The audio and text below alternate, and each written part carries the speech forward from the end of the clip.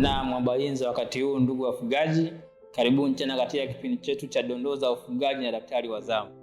Katika kipindi chetu juma hili tutazungumzia masuala mazima ya brooding kwa kuku wa mayai. Kwa kwanza tunatakiwa tujue brooding ni nini. Brooding kwa kuku wa mayai ni kipindi ambacho vifaranga wanapokelewa kuanzia siku ya kwanza hadi wanapotimiza wiki 4. Katika kipindi hiki ni kipindi ambacho kinahitaji umakini mkubwa sana katika malezi ya vifaranga hawa, kwani ni hatua ambayo vifaranga anajengwa kwa ajili ya utagaji na mwendelezo mzuri hadi anapofikia muda wa kuondolewa shambani. Mambo gani muhimu ya kuzingatia katika kipindi hiki cha brooding? Jambo la kwanza ni eneo. Jambo la pili ni mwanga. Jambo la tatu ni joto. Na jambo la 4 ni chakula. Cha kwanza tunaongelea joto katika wakati wa brooding. Joto linalozungumziwa ni kuanzia siku ya kwanza mpaka wiki ya 4. Joto hili linabadilika kadri siku zinavyoongezeka. Kwa mfano, tukiangalia hapa, joto kuanzia siku 0 mpaka siku ya 3 na range kati ya 35 mpaka 36. Na zingine kama zinavyoonekana kadri siku zinavyozidi kuongezeka joto pia linapungua. Nini umuhimu wa joto katika brooding? Moja, joto likiwa dogo kuku watarundikana sehemu moja na inasababisha vifo.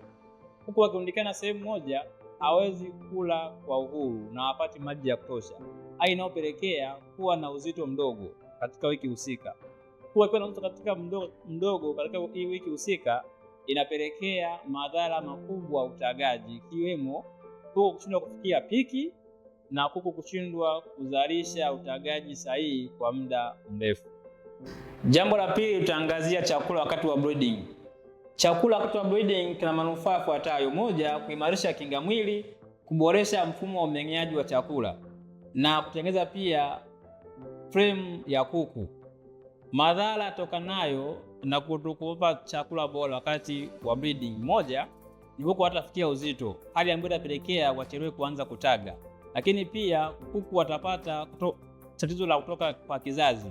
Yote haya yanasababishwa na kuku kutokufikia uzito sahihi wakati wa uleaji. Kuna wafugaji wengi wamekuwa wakiwapatia chakula kichache vifaranga wao kwa kusema hawali sana. Hii inaathiri uzalishaji wakati kuku wakishakuwa wakubwa, kwani watakuwa hawajafikia uzito wa kutosha. Nini kifanyike? Wapatie chakula cha kutosha wakati wa uleaji ili kutengeneza mfumo mzima wa uzalishaji kwa kuku wa mayai. Jambo la tatu, tutazungumzia mwanga. Mwanga ni muhimu wakati wa uleaji wa vifaranga, kwani mwanga ndio una control ukuaji wa vifaranga. Kwa mfano, tutaangalia kwenye hii chati, wiki ya kwanza kuku watakiwa wapate mwanga masaa 22. Wiki ya pili masaa 20. Mwanga unazidi kuendelea kupungua kadri kuku wanavyozidi kukua. Madhara ya kutokuzingatia mwanga katika uleaji: moja, utawafanya kuku, mwanga ukiwa mkubwa na kazidi masaa mengi ya mwanga, itawafanya kuku wabalee kwa haraka kuliko kawaida. Lakini pia mwanga ukiwa ni mdogo sana utasababisha kuku washindwe kula vizuri na kufikia uzito stahiki. Jambo la 4, tutazungumzia eneo la uleaji.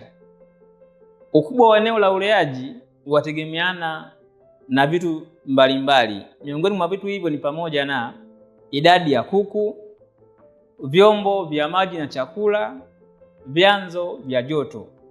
Kwenye vyanzo vya joto ndio sehemu muhimu zaidi, kwani ukubwa wa eneo huendana na vyanzo vya joto ambavyo vina uwezo wa kusababisha joto likasambaa sehemu yote ya uleaji wa vifaranga. Eneo likiwa dogo kupita kiasi inasababisha kuku warundikane na kushindwa kupata chakula na maji kwa usahihi, hali ambayo inaathiri ukuaji wa kuku wa moja kwa moja na kuathiri uzalishaji kuku wanapozidi kuwa wakubwa. Zifuatazo ni tabia na viashiria vya vifaranga zinazoonekana wakati wa brooding. Moja, ni vifaranga kujikusanya karibu na chanzo cha joto.